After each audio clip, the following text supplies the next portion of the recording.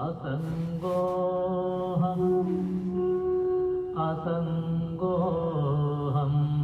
पुनः पुनः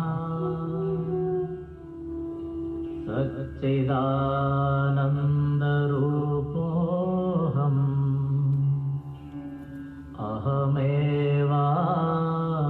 अहमेवाहमव्ययः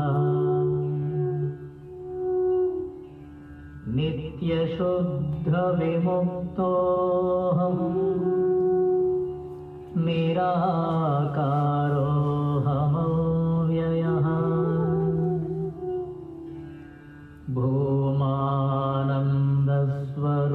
भूमानन्दस्वरूपोऽहम्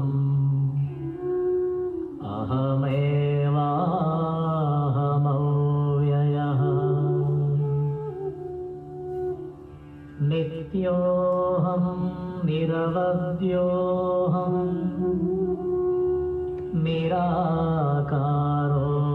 निराकारोऽहमच्युतः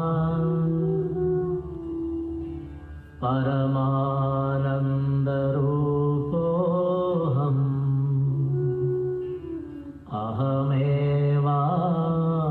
अहमेवाहमव्ययः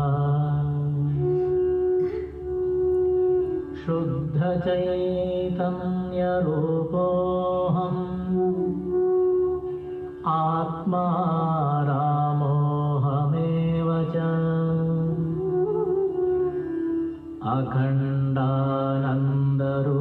अखण्डानन्दरूपोऽहम्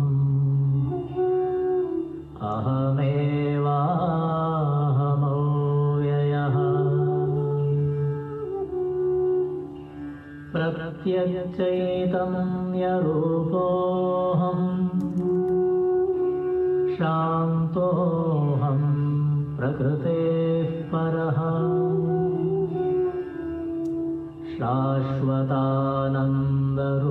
शाश्वतानन्दरूपोऽहम्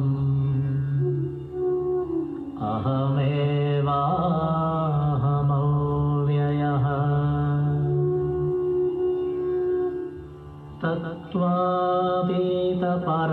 तत्त्वातीतपरात्माहम्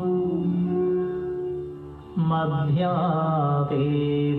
परशिवः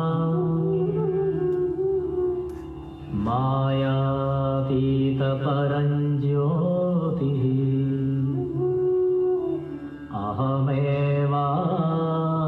अहमेवाहमव्ययः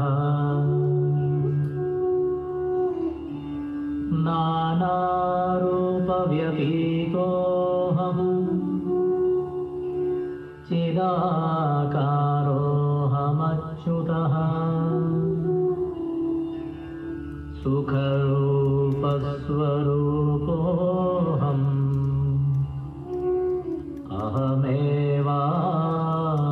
अहमेवाहमव्ययः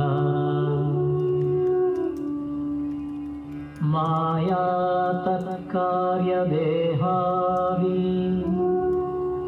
मम नास्त्येव सर्वदा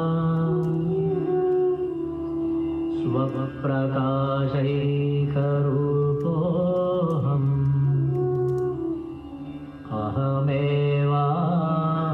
अहमेवाहमव्ययः गुणत्रयव्यतीतोऽहम् ब्रह्मादीनां च साक्ष्यहम्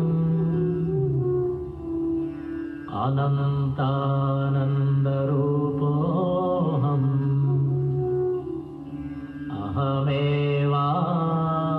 अहमेवाहमव्ययः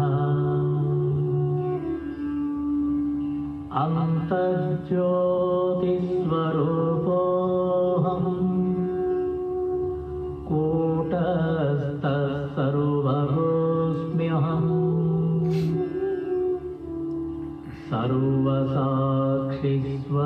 सर्वसाक्षिस्वरूपोऽहम्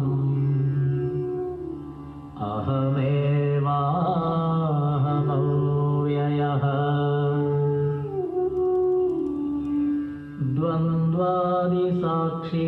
द्वन्द्वादिसाक्षिरूपोऽहम्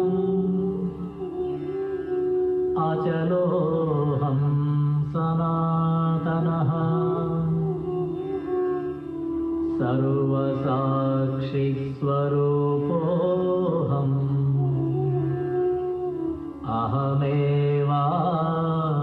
अहमेवाहमव्ययः प्रज्ञानघन एवाहम् विज्ञानघन एव च अकर्ताहम् अभोक्ताहम्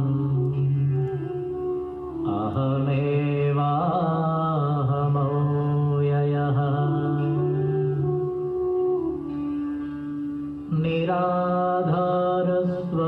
निराधारस्वरूपोऽहम् सर्वाधारोऽहमेव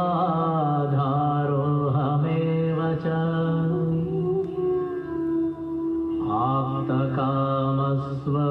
आप्तकामस्वरूपोऽहम्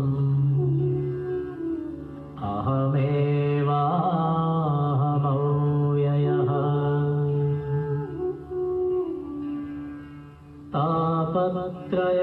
तापत्रयविनिर्मुक्तः देहत्रयविलक्षणः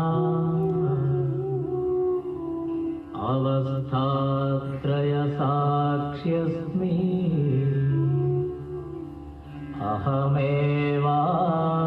अहमेवाहमव्ययः दृग्दृश्यौ द्वौ पदार्थौ स्तः परस्परविलक्षणौ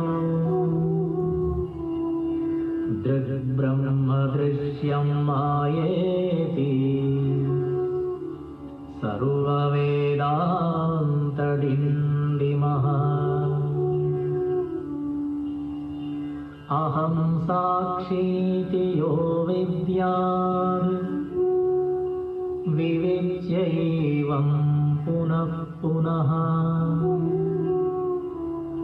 स एव मुक्तः स विद्वान् इति वेदान्तडिण्डिमः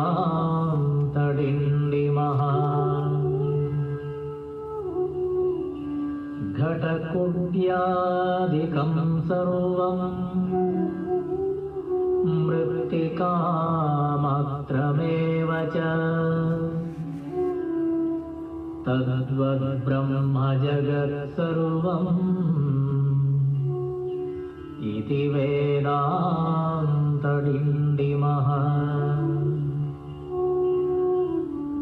ब्रह्म सत्यं जगन्मिथ्या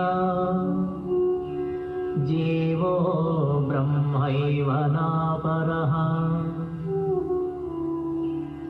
अनेन वेद्यं सच्छास्त्रम् इति वेदान्तडिण्डिमः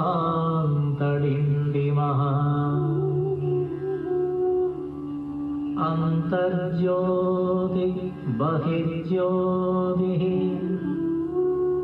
प्रत्यग्ज्योतिः परात्परः ज्योतिज्योति स्वयं ज्योतिः आत्मज्योतिशिवोऽस्म्यहम् ज्योतिज्योति स्वयं ज्योतिः आत्मज्योतिशिवोऽस्म्यहम्.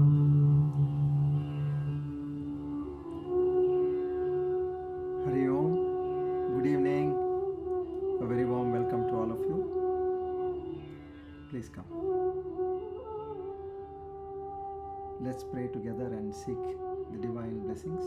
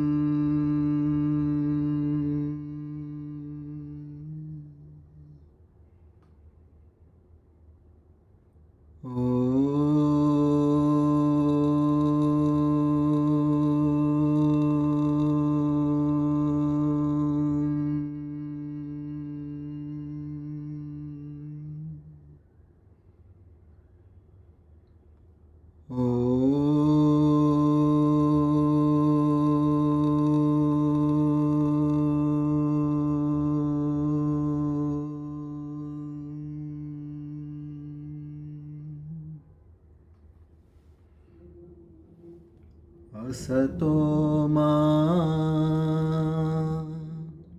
सद्गमय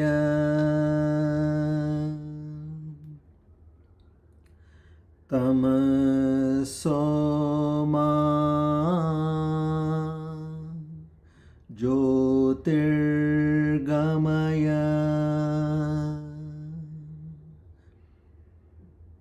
मृत्योर्मा अमृतं गमय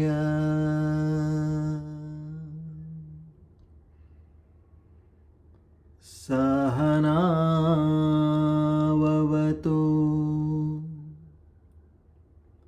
सहनौ भुनक्तु सह वीर्यङ्करवावहै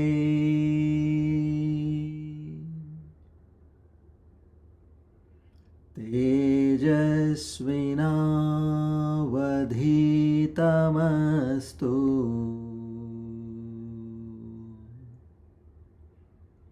मा विद्विषावहै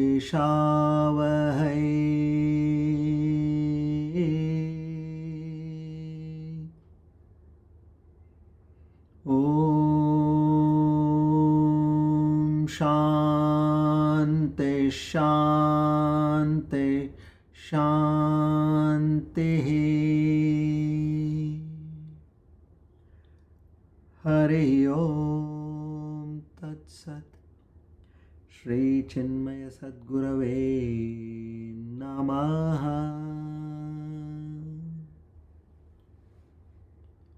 O Lord, the Almighty, the Omniscient, the Omnipresent, the Omnipotent, together with Shraddha, Bhakti and Prapatti, we offer our humble most salutations to you, to seek your grace, your blessings, your love, your mercy, your kindness, your benevolence, your affection,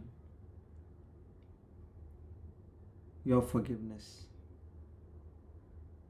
O Lord, bless us with the qualities of Shraddha, Bhakti, Jnana, Vairagya, Prapatti and Mumukshutvam in a much more enhanced proportion. This is only and only to understand thy true self, to have the first-hand experience of thyself right within our hearts in this life and life alone, the Aparoksha Anubhuthi, the self-experience.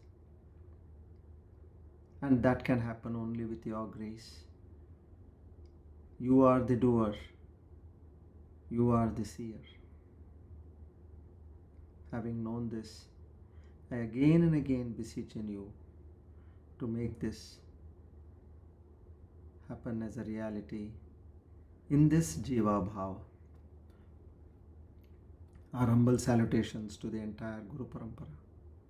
Om Tat Sat.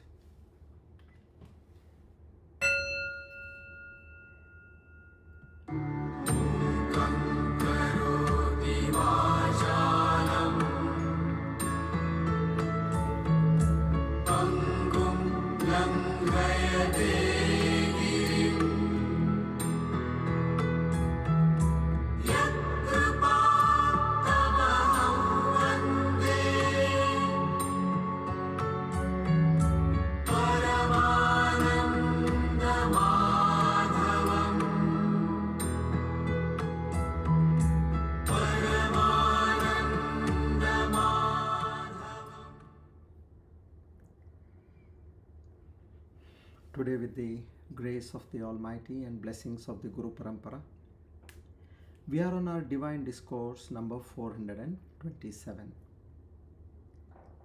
On the 30th of May 2025, Swasti Shri Vishwavasunama Samvatsar, Uttarayana, Grishma Rutu, Jeshtamasa, Shukla Paksha, Bhargava Vasare, Chaturtyatitau, Punarvasu Nakshatra, Gandanama Yoga Bhadrakarani. On this auspicious day of Friday and the auspicious time of the evening, let us all together reaffirm the oath, the pledge, the affirmation which we make to our own selves, that Naham Karta Hari Karta Hari Preranaya Hari Prityartham. I am not the doer. Lord Hari is the doer. Whatever is happening in my life is at the instance and ordinance of the Lord.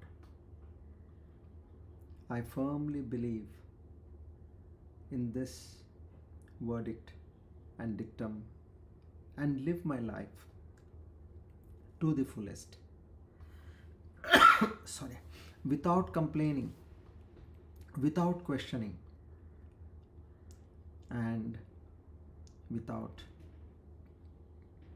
drowning. O Lord, give me the strength to be in this state of mind always. Our humble salutations to the Guru Parampara. Om Tat Sat.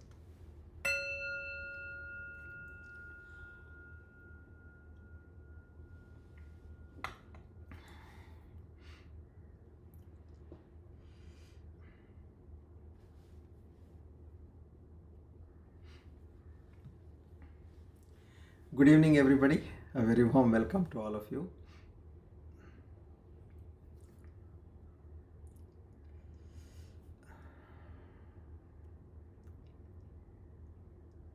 So we have completed verse number 37 in the last discourse. And so far, whatever Bhagavan Shankaracharya has told us is how we are not this body.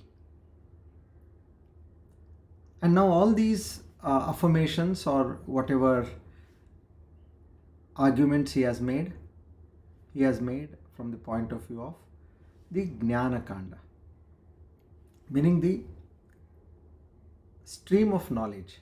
Now in the Vedas there are two streams basically. In the broader sense there are three. One is the Jnana Kanda, Karma Kanda and Upasana Kanda. So here in the 38th verse, which we are going to study today, he is going to talk about, forget about Jnana Kanda, which is Bhagavan Shankaracharya's prime area of focus. He says, keep this aside. I will tell you that even Karma Kanda also says this. See, now what is Upasana Kanda? Upasana Kanda is basically you are doing various preparations to come to the level of the Jnana Kanda in terms of japa, in terms of yajnas. Yajnas also come under the Karma Kanda. So it is where you are preparing your mind to go to the next level. Okay. So this way now Karma Kanda also is telling you, I am trying to convince you. Don't be under the impression that it's only Jnana Kanda and I am trying to take the help of only Jnana Kanda and help and convince you. No, even Karma Kanda also says this. So which means the entire Vedas are telling this. And then I will take you to now to the next sphere. He goes to the next level now in verse 39. So let's study all this in detail and primarily see what any human being on this planet would want is peace of mind, contentment, and experience that bliss. To the contrary, what we are always, what is our state of mind? We have something which is bothering us, which is something which is worrying us. And there is something which we are afraid of, that is fear. And all this, it creates an amount of stress and tension. So these are our good friends always, who are surrounding us. And what we want to do, we want to get rid of them. We said, we don't want this, we don't want this. We just want to be peaceful, calm. And for that, people do several things. Like even going on a holiday is what? I want to relax my mind. I want to be stress-free. Meaning the place where you are staying, the kind of people whom you are living along with or working along, all that is creating a kind of a stress on a continuous basis. So that is what you are trying to get rid of. Which means you want to do something and gain something else. But now here, once you distance your mind from your true self, now we are adjoined with the mind. Here he explains now in the next level, from shloka 39 onwards, he starts talking about you are not even the mind. So far it was body. He says, now I'll show you, you are not even the mind. So this is going to be now very exciting and I would say an exhilarating journey. So let's study 38 and verse number 39. Okay, because in verse number 39, in one verse he has packed 6 reasons why we should, we are not the mind. So that's what, like it's heavily loaded, that particular verse. So we will not rush through anything. We are only idea is we need to be finally settled in whatever we are learning. And here it is not that we academically we are learning. That is where you have to take it in your mind and then you understand it. That's it. But here the question is, are you feeling it? So for that's the next and deeper level. In all our years, we have studied only to read, understand and interpret again. That's all. We have never gone to any stage of experience. That's the biggest difference, or the only one difference between academic knowledge and the so-called Adhyatma knowledge. Adhyatma knowledge is all about experience. If you are not experiencing what you have read, studied and understood, then we are not moving ahead. So make it a different style of understanding. Adhyatmic study is completely about experience.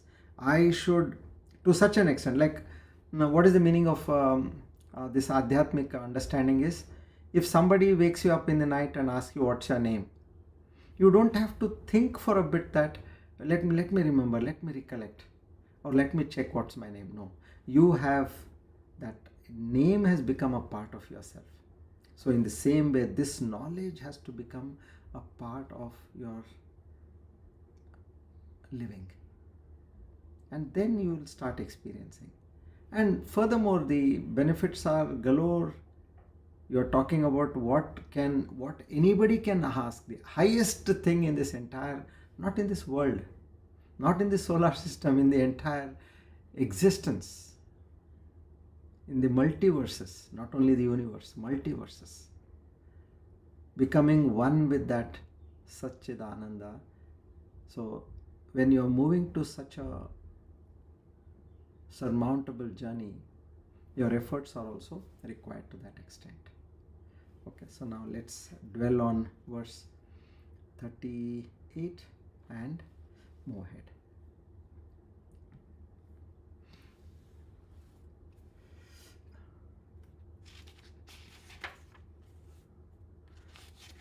So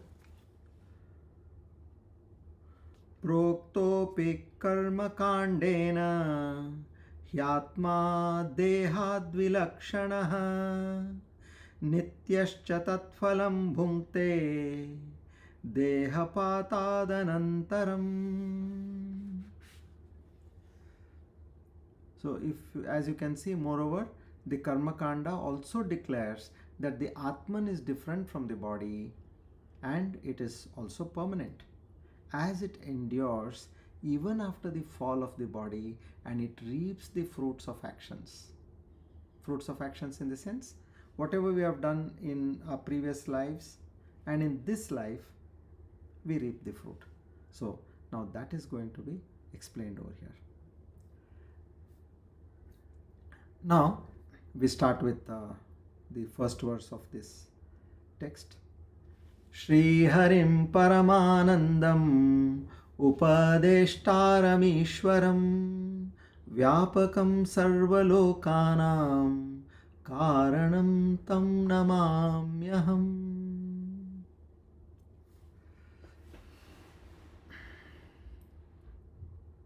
See, what is our journey?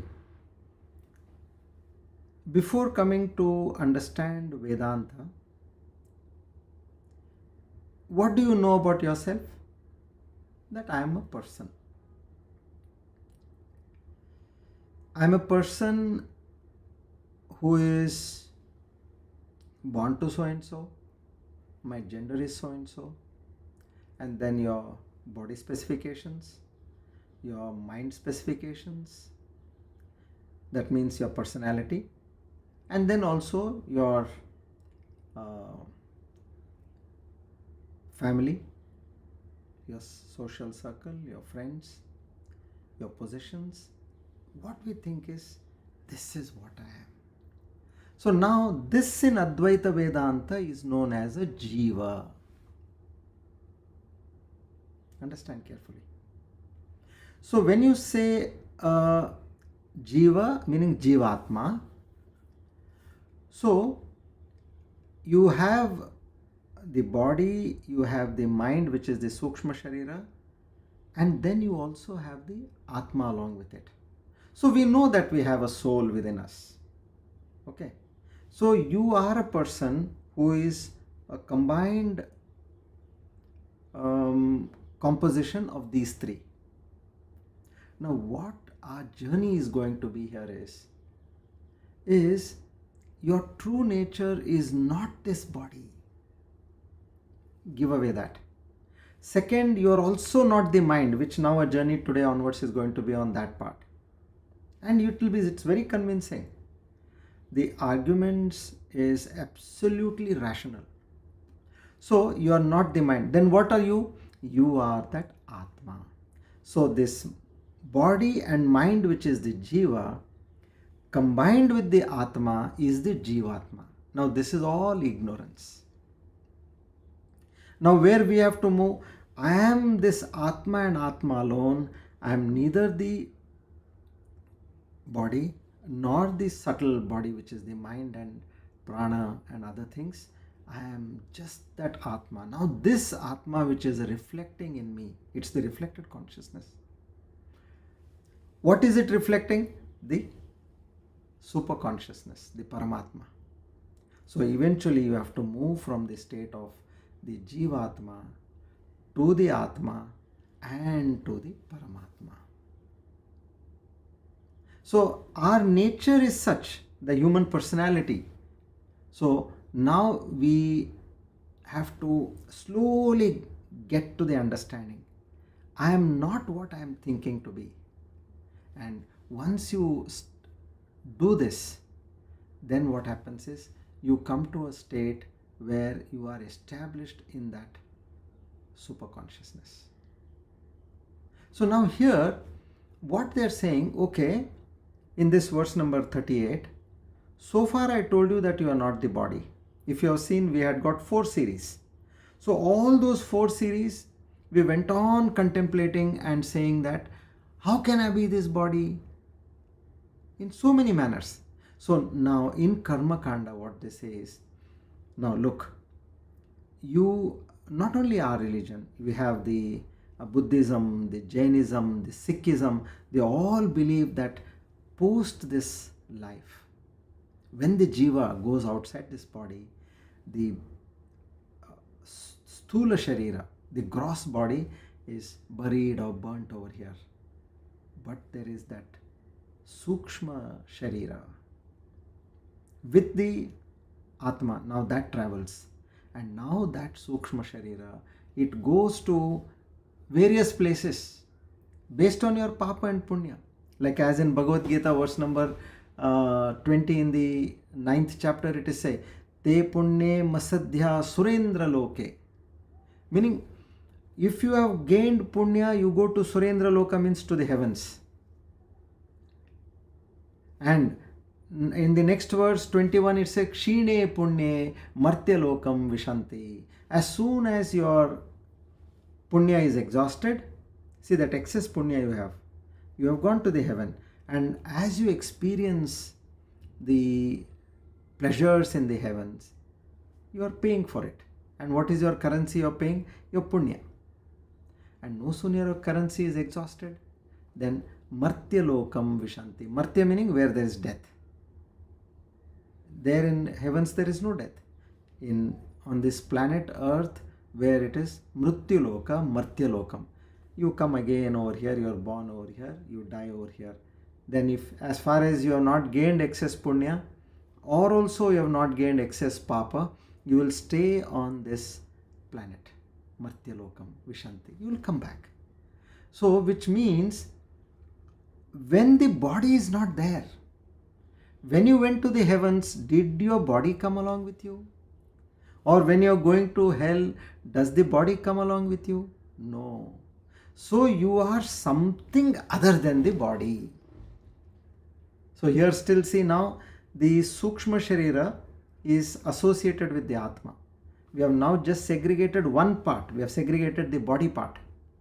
But we are still with the sukshma sharira. Now that's what we are going to study today. So this is as per karma kanda also. They say that on death of this body remains here, but still this jiva goes and experiences the good and bad. So that the subtle body, that jiva atman goes. And then based on your computation of your sanchita karma, then you get another birth. Like see, when we used to know, we were allotted births in the train. So we were all keen to know which birth did I get. First of all, we don't want the side births. And as youngsters, we always wanted the upper berth. So why? It is like that is a place where you can rest comfortably. So in the same way, that is BERTH, and now here it is BIRTH, birth. We will all get a birth according to our papa and punya. That is the next position which we get in our life. And how is this decided? So that Lord who keeps a track of all the karmas. Now you don't have to be in awe to understand how can somebody keep a track of all our actions and deeds. You know, there are so many gadgets today which tracks. Now from the satellite, even like for example cars. Now the latest cars I was surprised to understand this. They said, sir, even if you are in the US, you can just log on to our app, the company of the car company app on your mobile, and check where your car is. Is it in your parking, or is it on the highway somewhere? So that is the kind of efficiency what we ordinary humans have done.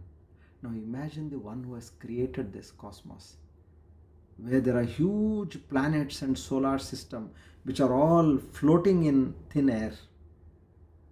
See, can we ever think of all this?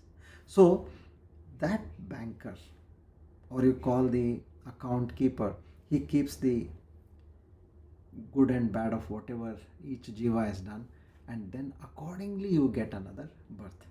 So which means there is the death of the body, The subtle body goes to the requisite place, heaven or hell, and comes back after experiencing. And then again it gets another body, which means it gets a mother, and through the mother it is born, and then it is raised, and then it experiences all the good and bad it has to experience here also and apart from the world also. So Swami Vivekananda says, good, good, bad, bad, and none escape the law. And then he further says, but far beyond name and form is the Atman which is ever free. That pure consciousness is ever free. He says, understand this. That's what we don't understand.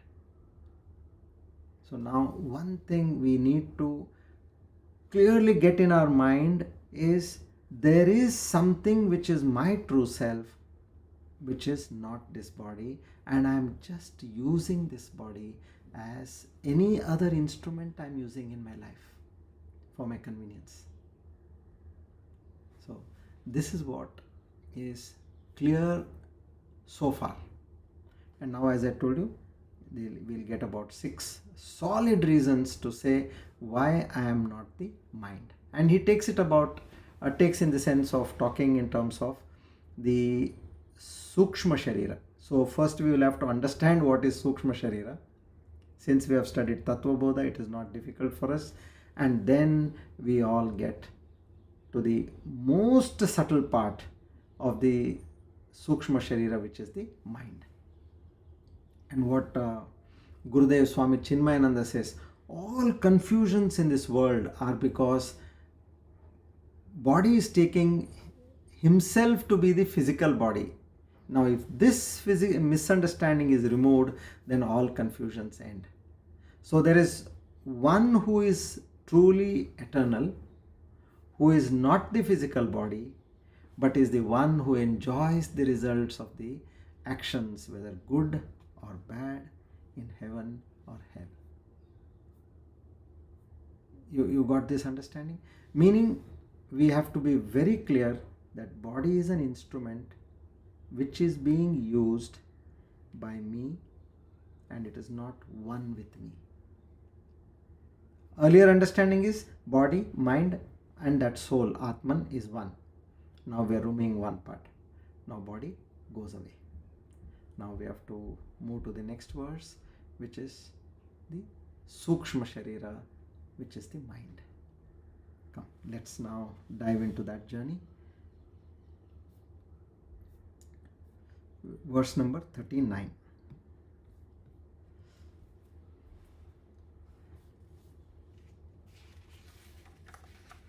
Lingam chaneka sanyuktam chalam drishyam vikaricha avyapakam asadrupam tat katham syad puman ayam. So here the brief understanding is, even the subtle body consists of many parts and is unstable. It is also an object of perception, is unchangeable, limited, and non-existent by nature. So how can this be the Purusha? Which means, Purusha means the Atma. Okay. Now, this is not as simple as we can say. This is a loaded shloka actually. So it has got so many aspects one has to understand. Like, see, if you can see, many parts. That is one. Second is, many parts means the aneka samyuktam. That means it is made of many parts. And then comes unstable, that is chalam. Second one, second quality. Then idrisham. Idrisham means it's an object of perception. Vikari, it is subject to change or modification. Avyapaka rupam means it is limited. And then last comes asadrupam, which means it is unreal or non-existent. So Now these 6 qualities we have to understand and compare, convince our mind, oh, I thought this was me. No, it is mine, meaning I am using it. It is my dog, it is my car, it is my mobile, it is my laptop, it is my book, it is my house. All these are not me. I'm just using them. Use the same analogy what we used for the body, and then that will help us in understanding better. Okay, now, okay, we go to verse number 39. So now here, before that we need to get some proper understanding of where and how our journey is moving ahead. Okay, now Vedanta teaches us that the moment we truly know who we are, we become free from all suffering. Right here, right now, and in this very life. How is that? Oh, that is what I was searching all along. You are saying that I need to truly understand. See, now if your understanding is fractional, you will be able to experience all this what we are saying to that fraction. But the moment you are understanding is 100%. Like when you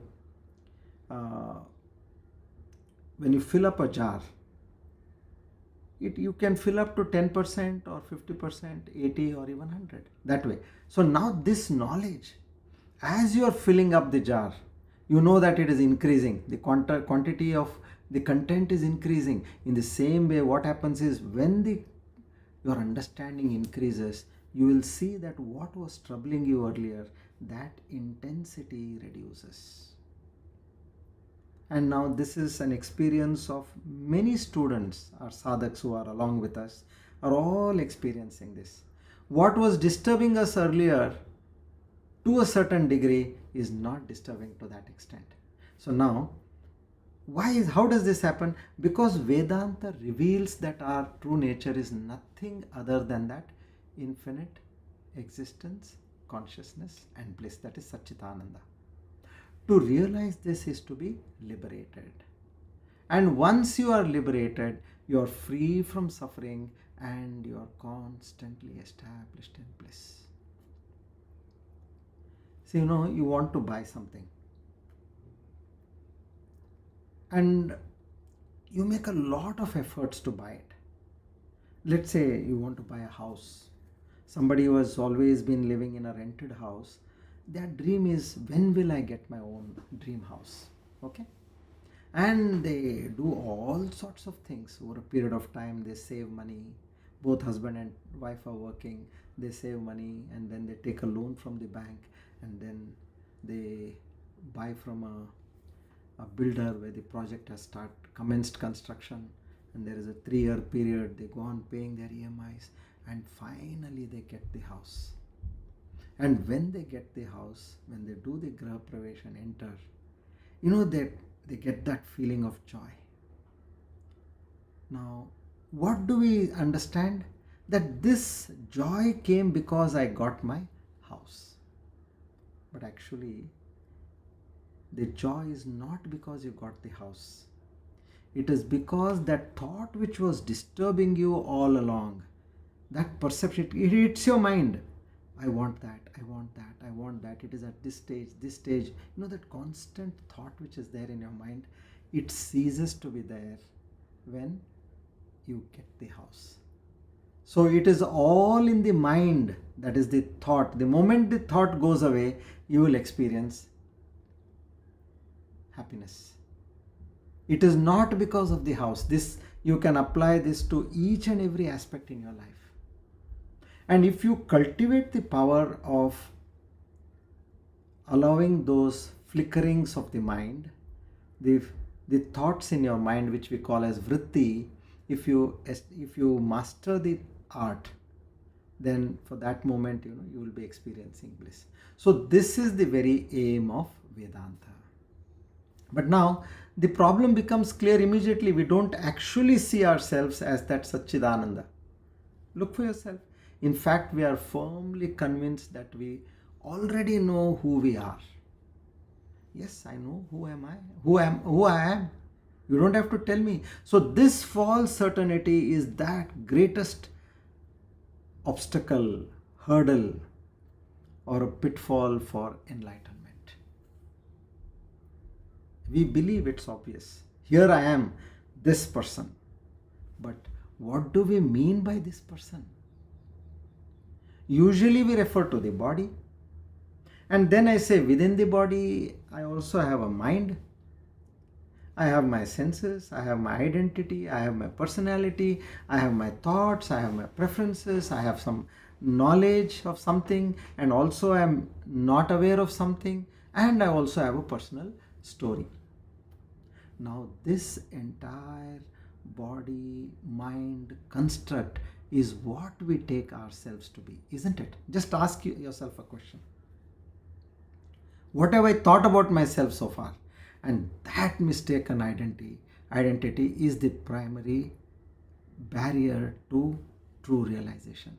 If you want to be established in that Satchidananda, that eternal state of bliss, joy, contentment, you need to disidentify our primary understanding.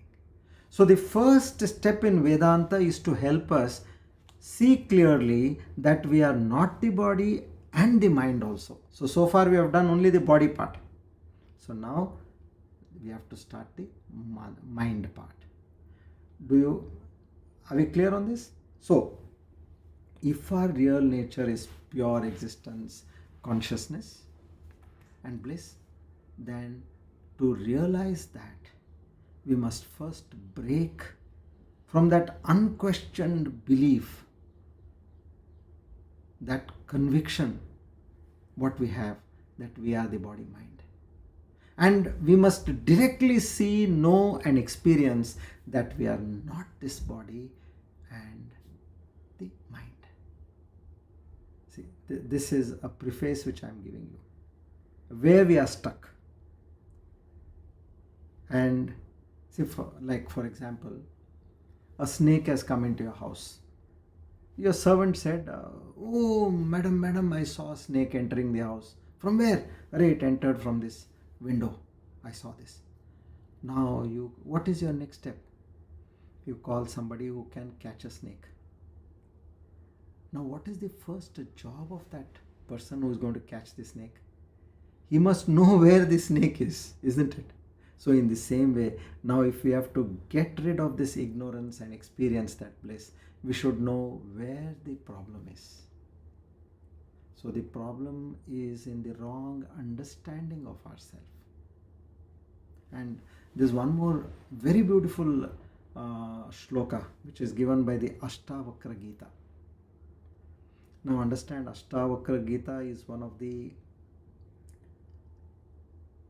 texts at the highest level, where it talks of the Atma Jnana to the deepest extent possible. So now what it says is, Yadi deham prathak kritva chiti vishramyati yatishyasi adhuna eva sukhi shanto bandha mukto bhavishyasi.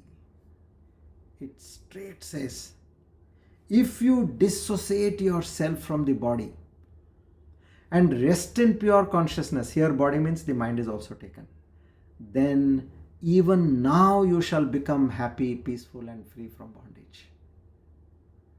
So know that the body, mind is nothing but an instrument with which you are operating. So you are that awareness, that consciousness, and not this body mind. See this statement. If you disassociate yourself with the body and mind and rest in pure consciousness, meaning you have to, that is the state of samadhi. As far as you are in dharana and dhyana, which is the 13th and the 14th practices which Bhagavan Shankaracharya will give us in this text henceforth. He gives us beautiful 15 practices. where how you can be established in samadhi. So which means, like say the Ashtanga Patanjali Yoga Sutra, 8 practices. 6, 7, 8 are dharana, dhyana and samadhi. 8th one is samadhi. So even in dharana, that is the concentration, and dhyana, meditation, you are still associated with the mind. The moment you cross this mind, then you come to being in samadhi. So he said, when you get out of this body and mind and rest in that pure consciousness, then even now, meaning the moment you do that, you shall become happy, peaceful and free from bondage. So now this verse is a direct pointer to immediate liberation. It is with the radical non-dual approach of the Ashtavakra Gita. And it is not talking of doing lot of austerities and several other rituals, but a present moment shift in what we call as the identity. And what is this identity? That identity of your true nature. And here, separation from the body is a very important aspect. That doesn't mean that you have to physically tear yourself apart. No. It only talks of that mental disengagement from the identification with the body. Just like as I told you, you have a cupboard, you have a car, you have a house. They are different and you are different. So come out of that, and you resting in consciousness is chiti vishramyati, means abiding as the silent observing awareness, which is your true self. And know that so far these two who I was considering to be all along under the slogan of Jivatma, this Sharira and Manas, they two are different. Once we make this kind of a mental understanding. And how is that? So we are reading now, we are listening. Listening is Shravana. Manana, start churning. Churning to such an extent that when they churn buttermilk to butter, how is the churning done? It is known as Bilona. It is done this way, where back, forth, that way. So you have to go back and forth in your mind.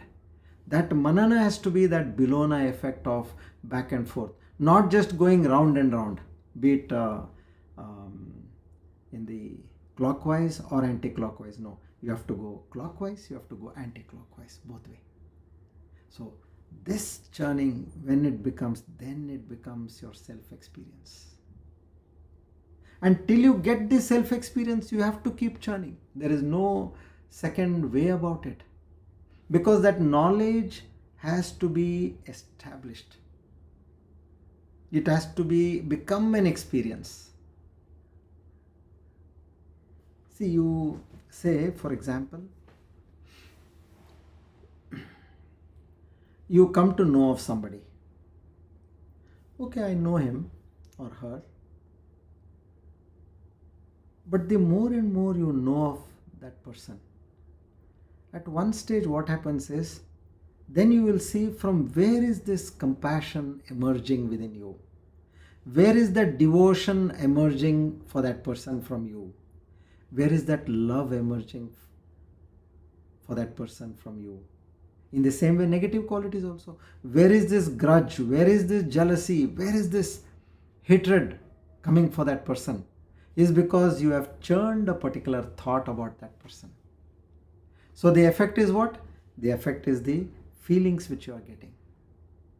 So in the same way, when you are bhakti, you are churning that knowledge with bhakti, then automatically what you experience is that bhakti bhava comes out in tears for you, in that state of bliss. So this is the state where we need to understand that I know for sure now, even the Ashtavakra Gita also is telling me that the moment I disidentify, so to disidentify I need to first understand what to disidentify. I know I have to understand the body and the mind, but now how do I convince my mind? So up to this point, if you can see, Bhagavan Shankaracharya, he has presented he's going to now present a powerful series of arguments to demonstrate that we are not this body-mind complex. Now these arguments will have that primary focus on the gross physical body, which we have seen so far, that we are not this, and then which we have learnt over the past several weeks. Now with this intellectual persuasion, now we are going to understand about the mind and senses. Okay, so we'll go one by one now. It's completely, you can say, as they say, a power pact, where there is not one quality is talking. Earlier, if you see, in every shloka, he was taking one aspect. In one, you are saying, this body is of impurities, you are nirmala, how can both be one? And then in another one, he says, you are one and body is many parts. So it was taking one by one. Here he puts all these 6 heavy, densely packed, and he tries to explain to us. Okay. Now, as you can see, from the physical body, he comes to the mind. We are not this. Okay. Now, what he's trying to tell us is, Bhagavan Shankaracharya says, he wants us to begin doubting our identity. Whatever we have made with our mind, not that you immediately give up. First, at least doubt. Oh, what they're saying is making sense. And then slowly you realize something profound. Yes, we are not the mind. That can become a breathtaking discovery. That is going to be extremely powerful, liberating. But mind you, it can be even frightening if you have understood at first. But it is absolute freedom. How can I be the mind? How can I lose my mind? No. You have a gadget in your hand. Know that you are not that gadget and you are only using that gadget. So once you realize you are not the mind, you are free from that grip of the mind. Now we are all under the grip of the mind. Anything happens to the mind, I am sad. Like there is pain in the body. Like there is fever. Then what do you say? I have fever. Arey, fever is to the body, not to you. You are the one who is seeing the body. Now see how much difference it makes. Now, mind is entangled with so many issues and the mind is tensed. You say, I am tensed. Now this gap, the mind, once you do this, paradoxically what you will say is, the mind starts to function better because you are no more enslaved by it. So, for the first time, the tyranny of the mind, that will end because you are clearly seeing it with a distance. You are no more attached to it, and you will find that sense of lightness, clarity, and a sense of inner freedom. But understand that this state is also not going to be a permanent, it is fragile. The moment you relax your awareness or you come out from that state, the mind rushes back. And Ramakrishna Paramahamsa, he gives a beautiful example. He says in those villages, like why? You see the Powai lake? It's completely covered with the green shrubs. Now what you do is you go and you push all these shrubs to the sides, you will be able to see that clear water. And the moment you leave them, then again the shrubs will cover itself. In all these ponds which we can see, mostly in any of these remote ponds, you are able to see these kind of shrubs. So this says that the mind is also like that. As far as you are able to distance yourself, you will experience that bliss. But the moment you get attached, you come out of that region, then it covers up in the same way. So you have to be careful on what you are doing. Okay. So let's listen to these arguments, what he is saying. but our understanding should be not just to listen. What is their point? From the point of understanding, go to the logic. See the philosophical meaning and go beyond that. And then you will be able to see that direct vision of what they are saying. So it's about realizing a fact. That is what we need to understand over here. So now if you start seeing lingam, lingam means the subtle body. Very clear.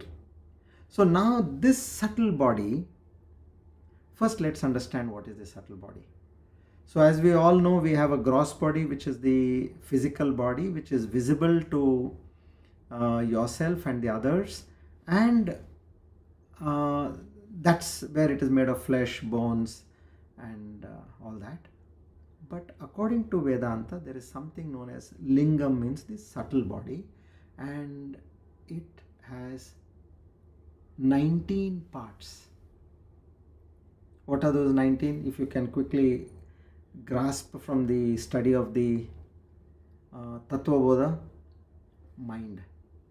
Mind has 4 aspects: manaha, buddhi, chitta. Chitta means memory, and ahankara. Ahankara means the sense of ego. So in some text it is also given as Sukshma Sharira 17. So there they take only mind and intellect. They don't take the memory, chitta, and the ahankara. They combine it with the mind and intellect. Okay, this is 4. Then comes the 5 organs of perception. We have the eyes, ears, nose, tongue, and skin, where the constant association with the world is by these organs of perception. Understand this carefully, because it will help us, then only it will help us to understand these, what arguments Bhagavan Shankaracharya is going to give us hereafter. Now, after those 5 organs of perception, we have 5 organs of action: hands, feet, speech, reproductive organ, and the excretory organ. These are the organs of action. And then comes the 5 pranas: prana, apana, vyana, udana, and samana.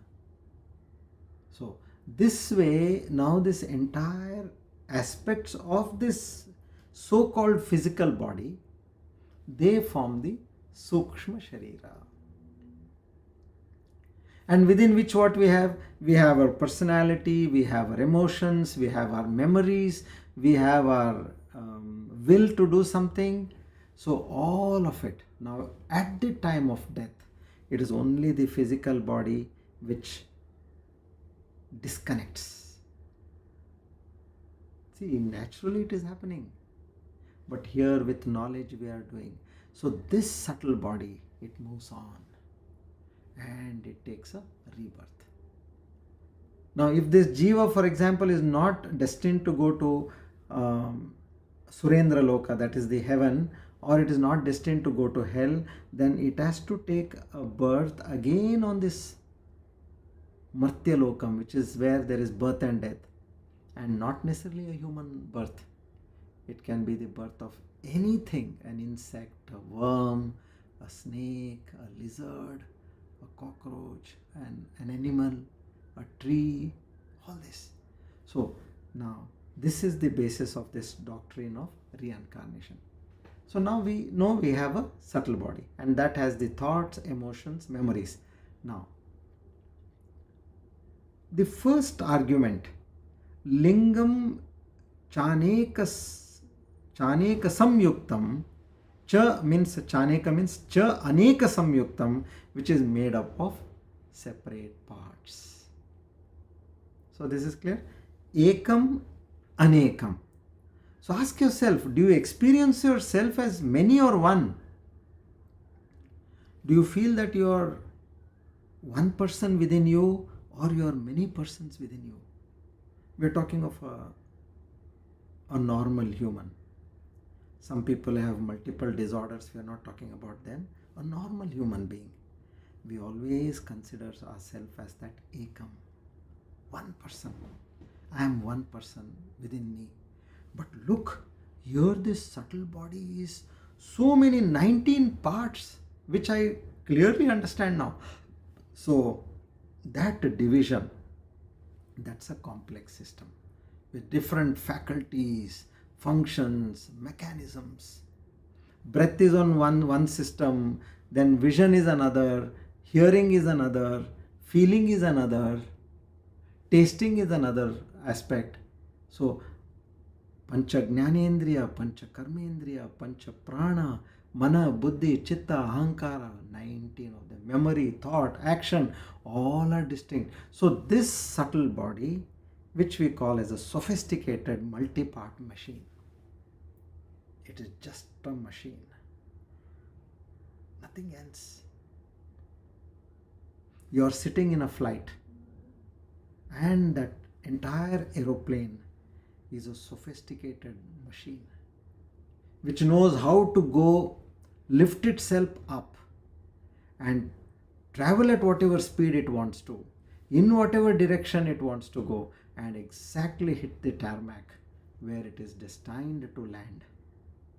It is a machine. So in the same way, you are the one who is seeing this machine. That subtle understanding. Now, so far what I had understood myself to be, I thought that is that aham bhava, that sense of me. Now, just erase that and make that also the sukshma, and say that this atma within me is the one which is seeing all these 19 parts. Now we are combined together, one unified being. No. You are ekam. You are ekam means one. But the rest sukshma sharira is anekam, several. It is like a well-controlled panel with many switches, subsystems, and levers, and where you are able to operate. For memory, you use a different part of the brain. For emotions, there is a different part of the brain. For hunger, there is a different part of the brain which kicks up. And for anger, there is a different part of the brain which kicks up. See, these are all various segments in this one brain. Your breathing, your perceptions, your thoughts, emotions, every aspect is controlled by different aspects of this system. So now here what we have to say, whenever you say, I remember, I think, I see, but you are the one who is using these faculties. That you have to make it very clear to your mind. Whenever I am saying, I am tasting, I am seeing, I am listening. So although you are using that word I, which is for the sake of transaction, but know that you are separate from the perception of seeing, or separate from the perception of listening, and you are not one with them. Your breath is not you. Your thoughts are not you. Your memory, your understanding, your not understanding, your forgetting, your remembering, all these are only a part of that system which you have. And you are the one who is using that system. Hence you are ekam, and that entire system, which is a multiplex, is anekam. So now what are we doing here? We are distancing this subtle or the sukshma sharira from the atma within us, and we are shifting our understanding from that sukshma sharira bonding to, you have got no relationship with me, I am different from you, understand that I am this atma. At some point you need to get that understanding. Then only, as per the Ashtavakra Gita, what they say is, once you distance yourself, there is a psychological gap between you, the true self, and the false self, which is the Sukshma Sharira, which has all these 19 parts. It is nothing but a sophisticated machine. That's what we have to understand and know, that you are operating it. How? Every organ of perception or organ of action or every kind of a breath, all that is what you are using this system, and know that you are different from the system. Just like, see, now I am wearing this kurta. I am very clear that this kurta is not my body. My body is different and this kurta is different. So in the same way, know that now in a deeper sense, now after having understood at the level of the body, know that this eyes, ears, your skin, your tongue, your nose, all these are nothing but instruments in your hands. And whatever this, now the breath is different from you. The thinking, the understanding, the memorizing, all that is different from me, and it is a system. When we say, system failure, meaning you have not failed. There is some problem in the system and that has failed. And they are different from me. The so-called multifaceted system is different. I am that one ekam. And this entire system is multifaceted, anekam. So that is the first one. Lingam cha anekam aneka samyuktam. After that comes chalam, the second one. So made up of many parts. And now he says chalam means moving. We say, chal means what? Move. So chalam in Sanskrit means moving. So now here there are two explanations for this. Vidyaranya Swamiji, in his commentary, he talks about one meaning where he says the subtle body which is in the forefront, which is the mind, and it is fickle. I think nobody needs to explain the fickle mind or a fickle nature of the mind. So it keeps on moving.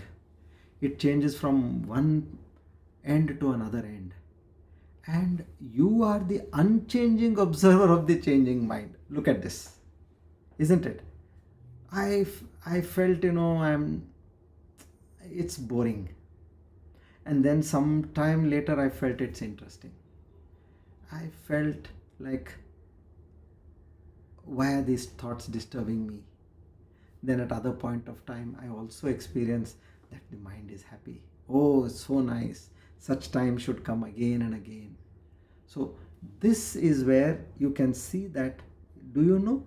You are that one person who is seeing the mind which is going in all manners. Sometimes happy, sometimes sad, sometimes helpful, sometimes selfish.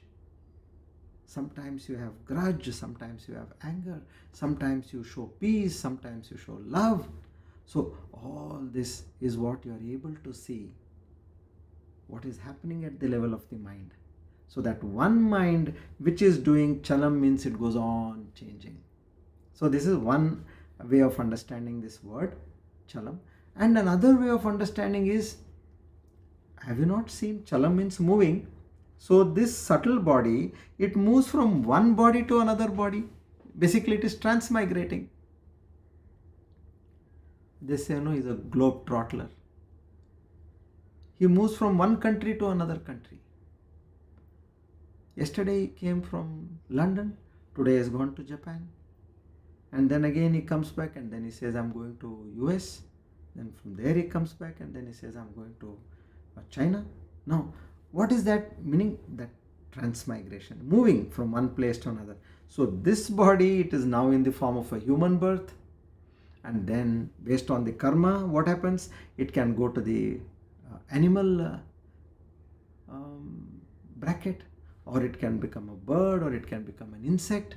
So changing the body, that also, this what goes, this Sukshma Sharira goes, which we have understood now. I have given you a fair understanding of what happens at the time of death. So this Sukshma Sharira, know that it is always changing. But you are that one who is seeing the change. Chalam. So you are achalam, you are not changing. So this is the difference. So chalam and achalam. I am the unmoved observer of the moving mind or the changing mind. Okay, now this is the second one. Now we move to the third one. After chalam comes drishyam. So now remember, what are we trying to do? We are trying to create a distance between the Atma and the subtle body. Sthula Sharira we have already done now. With so much of understanding, we know, yes, body, the Sthula Sharira is different. But now the subtler aspect is the mind, the prana, the sense organs, all that. So that I am understanding. Yeah, I know that now. Drishyam. Drishyam means the mind is an object of awareness. See, when he says mind, because that is out of the entire Sukshma Sharira, what is prominent is the mind. Whenever we say mind, you have to bring to your mind again the pranas, the indriyas, jnanendriyas, the karmendriyas, and then the other aspects of the mind also, which is the intellect, the ahambhava, and the memory. Okay, so like when you're talking of there are several states in the country, you say India, which means all the states are included. So in the broader perspective, you don't have to talk of that one particular state, you say India. That way. So here, when you say mind, take the other 18 parts also, what we are trying to understand. Now, coming to this. Now let's say prana, which is a part of the Sukshma Sharira.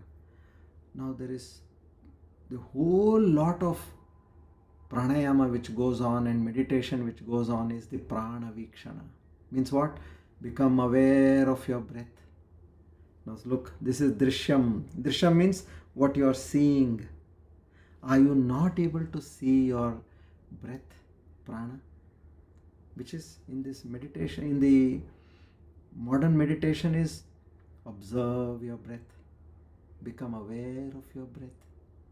So you are aware of something, which means that becomes the drishya, the object which is seen, and you are the drashta, the person who is seeing.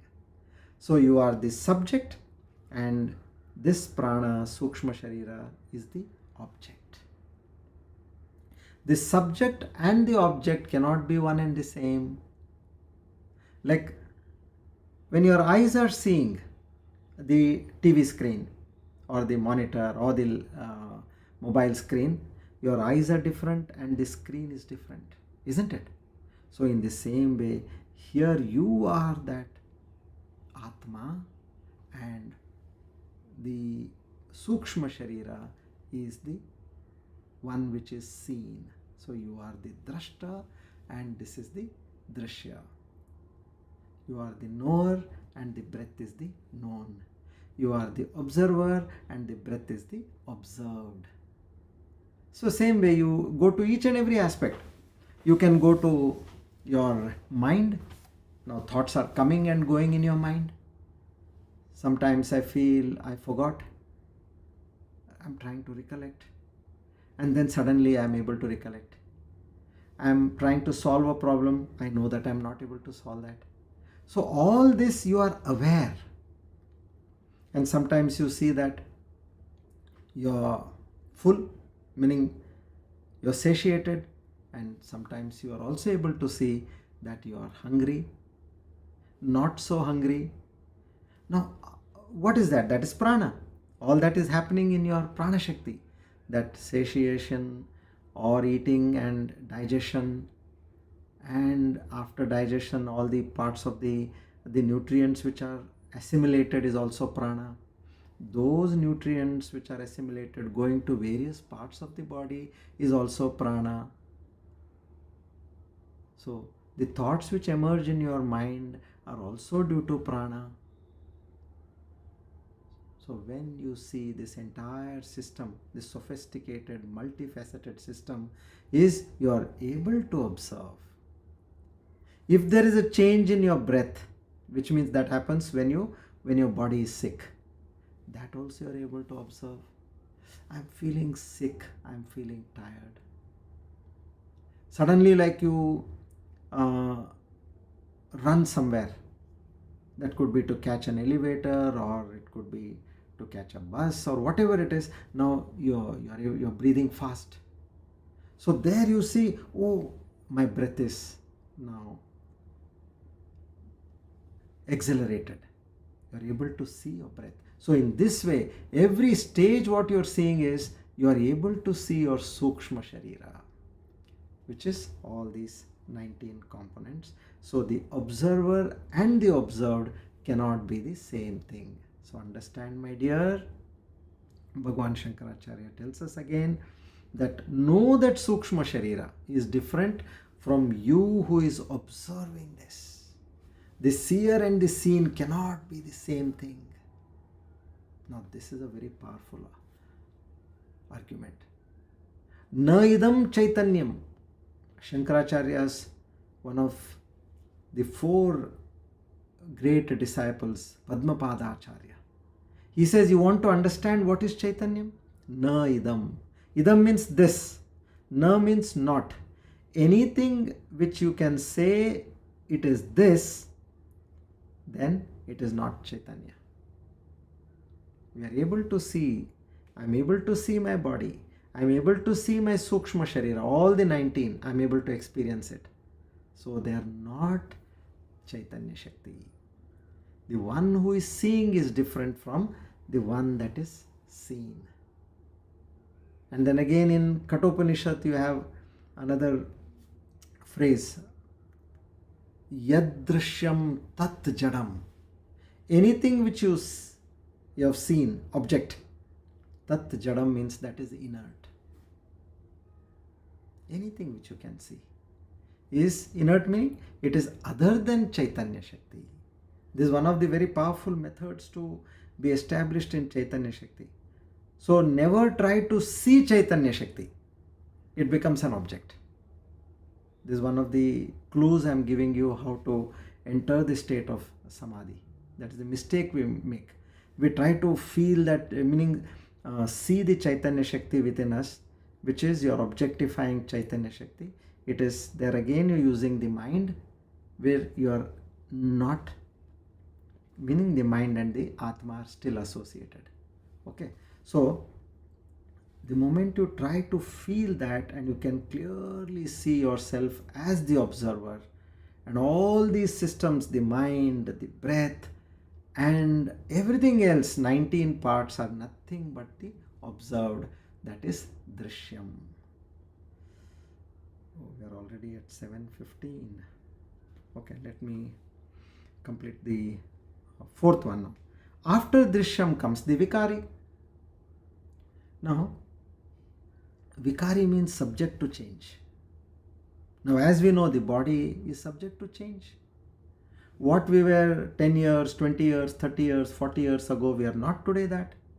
And we are not going to be the same another 5 years, 10 years, 20 years ahead.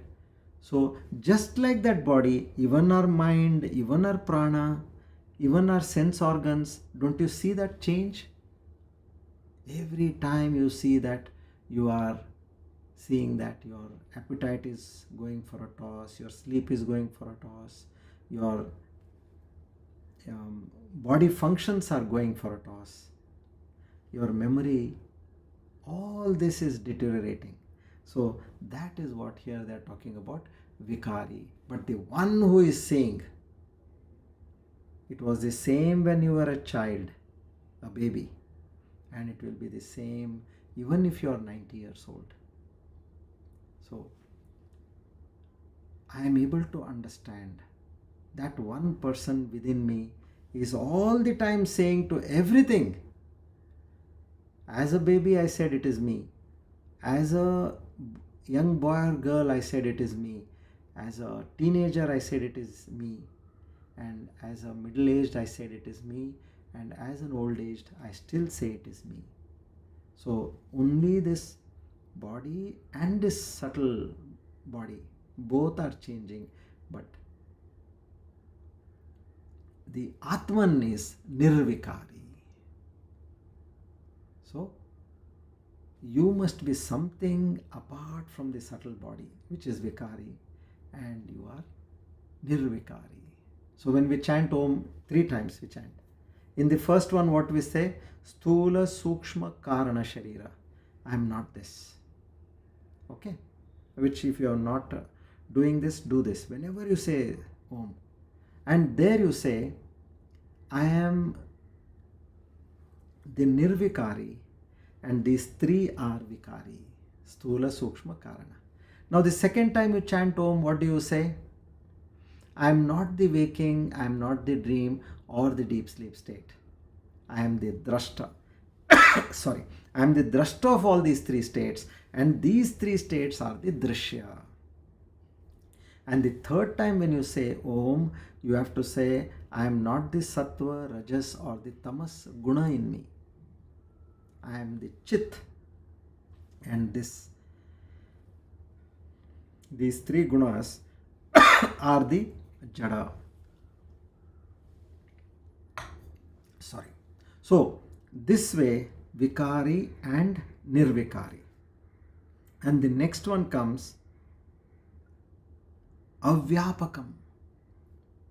Avyapakam is the 5th one, means it is limited. It is non-pervasive, what we say. Like you exist without the subtle body also. I don't have to be with the subtle body always. How can you say that you cannot be with the subtle body? Yes, we do on a daily basis are without a subtle body. Understand? In deep sleep, where there is subtle body, there is neither the mind nor the body. In a dream state, you don't have the body, you don't have the senses, but you have only the mind. But when you move to the deep sleep, not that they are not there, but you are aware of this, but without that deep sleep state, your entire jiva is performing. You are nicely, snoring. Someone sleeping next to you will say, Arey Baba, get up, I am not able to sleep, change your side at least. Or go to the next room and sleep, or I'll go to the next room and sleep. Meaning, you are making so much sound with your body, but you are not aware. So there is neither the body in your deep sleep, nor your mind is aware, and nor your senses are aware. That's why even if you are snoring, you are not able to hear. The other person is able to hear. So this way, this particular avyapakam very clearly shows that your subtle body has got restrictions from stage to stage, and out of these 3 states, it goes on changing itself. But the Chaitanya Shakti, the Atma within you, constantly observes all the 3. It is pervasive. It is not limited, it is unlimited. Avyapakam, Vyapakam. Opposite of that. Vyapakam means it is pervasive. All the 3 states, it is the same. So, this is what we need to understand in this.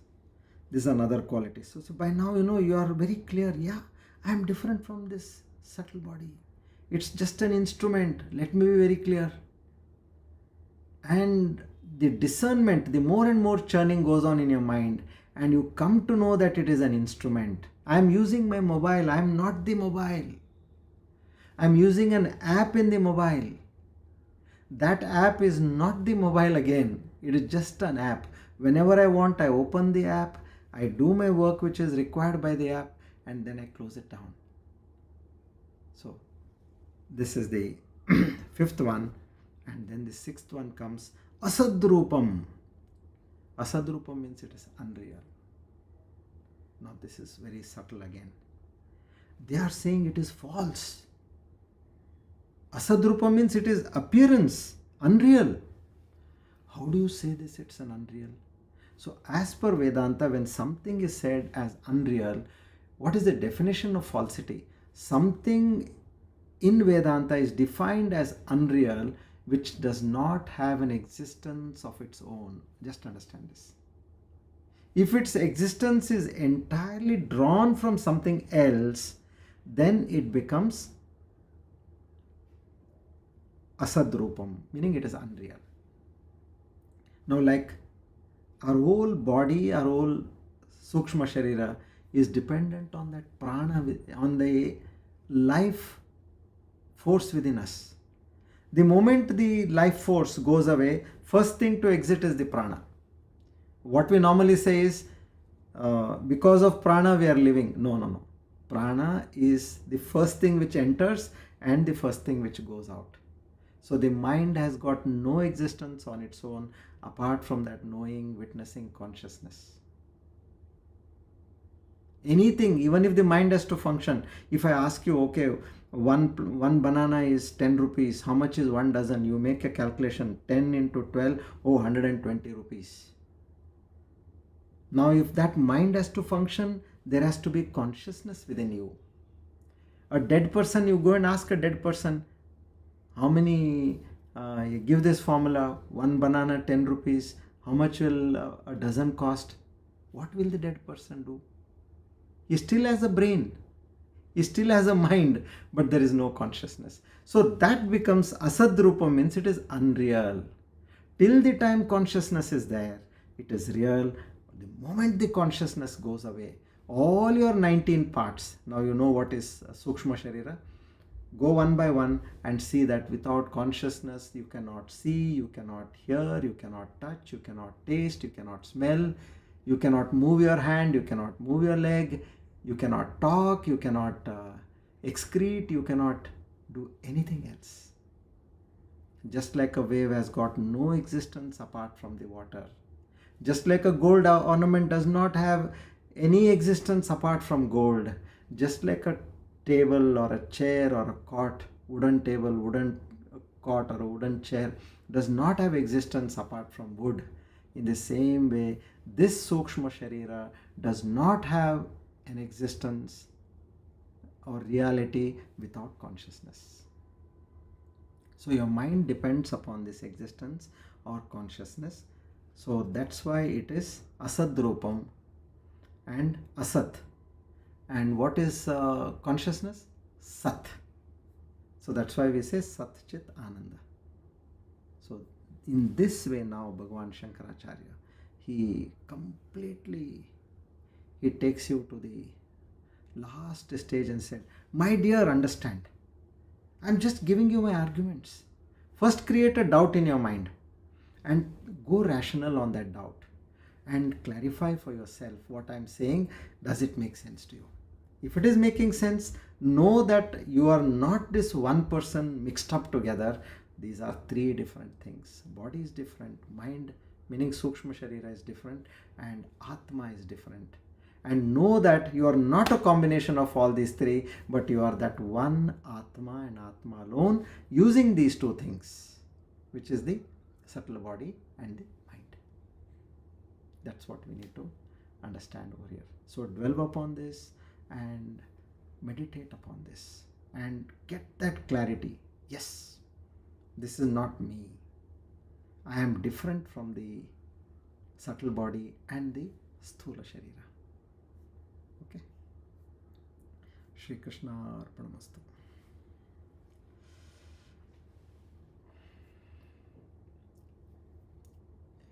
So now we go to, let's do Vishnu Sahasranama, shloka number 49. Suvrata sumukha sukshmaha sukosha sukada surad manoharo jitakrodo virabahur vidaranaha. 462. Jitakrodaha. One who has conquered anger. By the one term here, anger, we should consider all the other 6 inner enemies, kama, krodha, lobha, moha, mada, matsarya. Just like when we say mind, so all the other 18 parts of the sukshma sharira come in the same way. One who has conquered anger. So these 6 constitute the type of thoughts in a man, the 6 categories into which all his mental activities fall. One who has conquered all these means one who is beyond the mind, which means he is the self, the consciousness. Virabahuhu, 463. One having mighty valiant arms. From time to time he has to incarnate in order to put down the wicked and thereby protect the good. So unless and until he is a Virabahu, he cannot fight against adharma. So to such a Lord who is Jitakrodaha and Virabahu, meaning every time we talk about this is, we tell the Lord that give me these qualities. I am not this finite and small personality, no. I am one with you. So that is what we need to constantly think. Come. Now, Dhanvantari mantra. Om Namo Bhagavate Mahasudarshanaya Vasudevaya Dhanvantaraye Amrutagalasha Sarvabhaya Vinashaya Sarvaroga Nivaranaya Trailokyapataye Trailokyanidhaye Shri Mahavishnu Swarupa Shri Dhanvantari Swarupa Shri Shri Shri Aushadha Chakragarayana Swaha. Om Namo Bhagavate Mahasudarshanaya Vasudevaya Dhanvantare Amrutagalashahastaya Sarvabhaya Vinashaya Sarvaroga Nivaranaya Trailokyapataye Trailokyanidhaye Shri Mahavishnu Swarupa Shri Dhanvantari Swarupa Shri Shri Shri Aushadha Chakra Narayanaya Swaha. Om Namo Bhagavate Mahasudarshanaya Vasudevaya Dhanvantare Amrutagalashastaya Sarvabhaya Vinashaya Sarvaloga Nivaranaya Trailokyapataye Trailokyanidhaye Shri Mahavishnu Swarupa Shri Dhanvantari Swarupa Shri Shri Shri Aushadha Chakra Narayanaya Swaha. We offer our humble salutations to Lord Dhanvantari to give us the requisite amount of health, that is the right Sthula Sharira, body, and the right mind to assist this Atma to get free from the bondage and ignorance. And the ignorance is that this Atma is different from the body and the mind, which is the Sukshma Sharira. Om Tat Sat.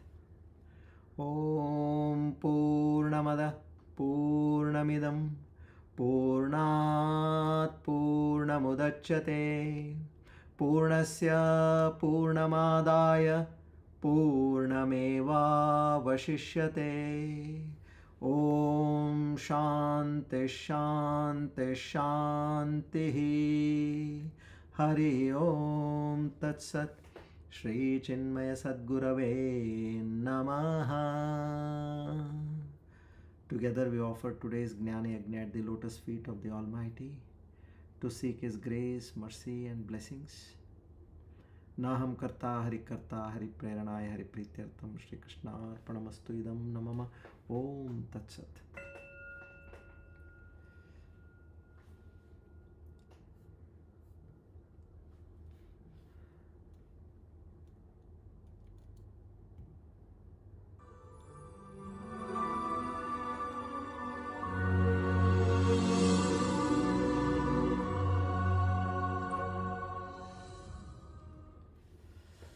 Thank you everybody. Once again, good evening. So we'll hopefully meet next Tuesday and we continue our journey ahead.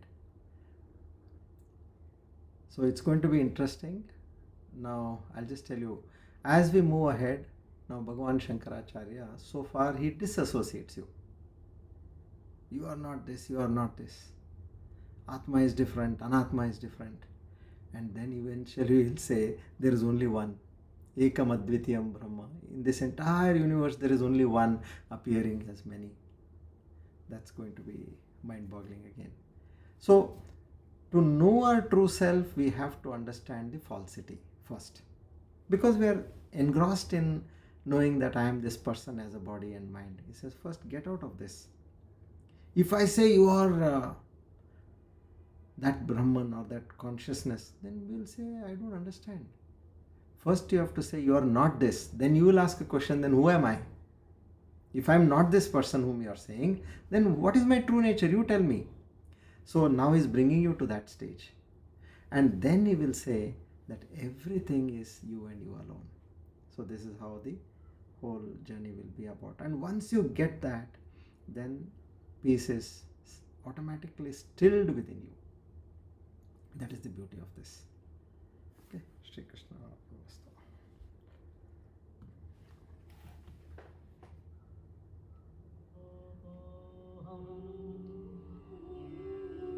अचलोऽहं सनातनः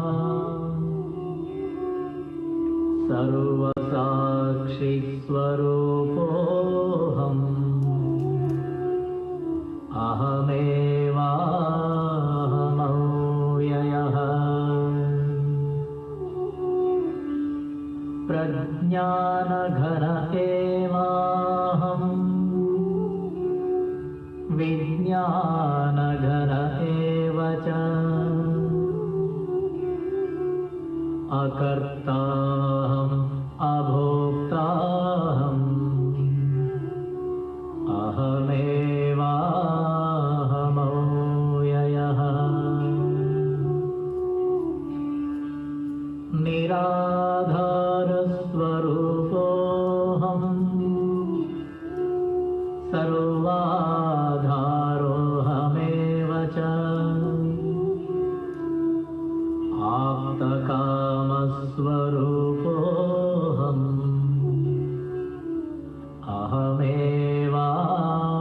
अहमेवाहमव्ययः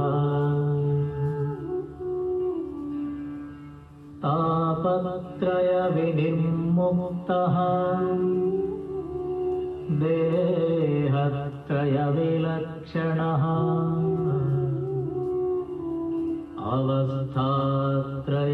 अवस्थात्रयसाक्ष्यस्मि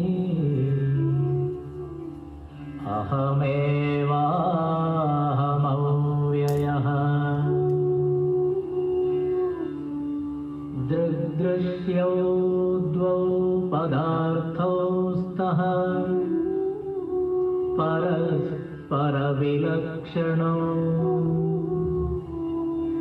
दृग्ब्रह्मदृश्यं मायेति सर्ववेदान्तडिण्डिमः अहं साक्षीति यो विद्यात् विविच्यैवं पुनः पुनः स एव मुक्तः स विद्वान् इति वेदान्तडिण्डिमः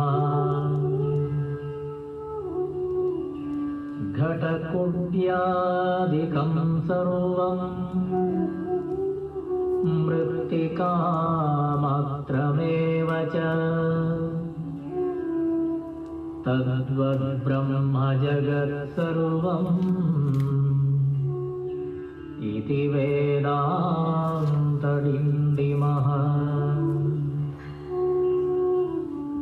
ब्रह्म सत्यं जगन्मिथ्या जीवो ब्रह्मैव नापरः अनेन वेद्यं सच्छास्त्रम् इति वेदान्तडिण्डिमः